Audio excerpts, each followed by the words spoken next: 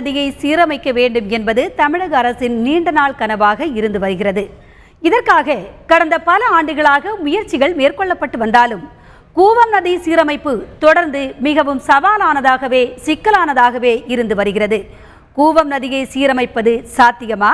இது குறித்து விளக்குகிறது இந்த செய்தி தொகுப்பு. திருவள்ளுவர் மாவட்டத்தில் உள்ள கேசவரம் தொடங்கி பேரம்பாக்கம், திருவள்ளூர், ஆவடி, திருவேற்காடு, கோயம்பேடு வழியாக சேத்துப்பட்டு, நுங்கம்பாக்கம், சிந்தாதிரிப்பேட்டை, நேப்பியர் பாலம் வரை 75 கிலோமீட்டர் தூரம் பயணித்து இறுதியாக மெரினாவில் கலக்கிறது கூவம் நதி.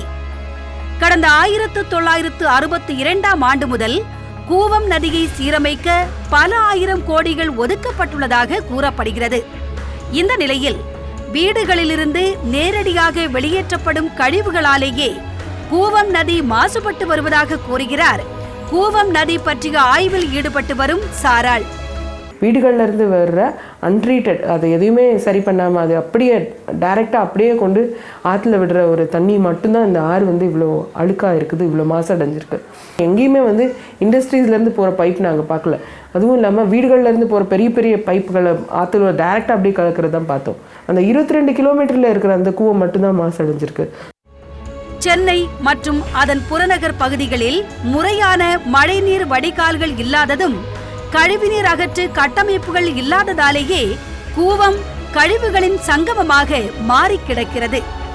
கூவம் நதியை தூய்மைப்படுத்த கோடிக்கணக்கில் செலவழிப்பதை காட்டிலும் கழிவுநீர் மறுசுழற்சி திட்டங்களை செயல்படுத்துவதே ஒரே தீர்வு என்கிறார் சாராள். கூவத்தை க்ளீன் பண்ணுறதுக்கு இன்வெஸ்ட் பண்ணுறதை விட நம்ம அதோட கழிவுநீர் மேலாண்மை திட்டங்களை நம்ம சரிப்படுத்தணுமோ அப்படின்னு தான் தோணுது. பெங்களூரில் பார்த்துக்கிட்டோம் அப்படின்னா ஒரு அடுக்குமாடி குடியிருப்பு கட்டுறப்போ அவங்களோட தண்ணிகள், அதாவது எவ்வளவு தண்ணி உள்ளே வருதோ, வீட்டுக்குள்ளே போகுதோ, உள்ளே வருதோ அவ்வளவு தண்ணியும் வெளியே போகிறது தண்ணியையும் அவங்க ரீசைக்கிள் பண்ணுறாங்க. ஸோ இது மாதிரியான ரீசைக்கிள் பிளான்ஸ் அவங்க ஒவ்வொரு டவுன்ஷிப்குள்ளேயுமே வச்சுருக்காங்க. ஸோ இந்த மாதிரியான டவுன்ஷிப்குள்ளே இந்த மாதிரி இது வைக்கிறதுனால அந்த தண்ணிகள் ரீசைக்கிள் பண்ணி யூஸ் பண்ணுறாங்க. அதை ட்ரீட் பண்ணி அதை அப்புறமா வெளியே விடுறாங்க. ஸோ ட்ரீட் பண்ணி தண்ணியை வெளியே விடுறதுக்கும் ட்ரீட் பண்ணாமல் தண்ணியை வெளியே விடுறதுக்கும் டிஃப்ரென்ஸ் இருக்குது.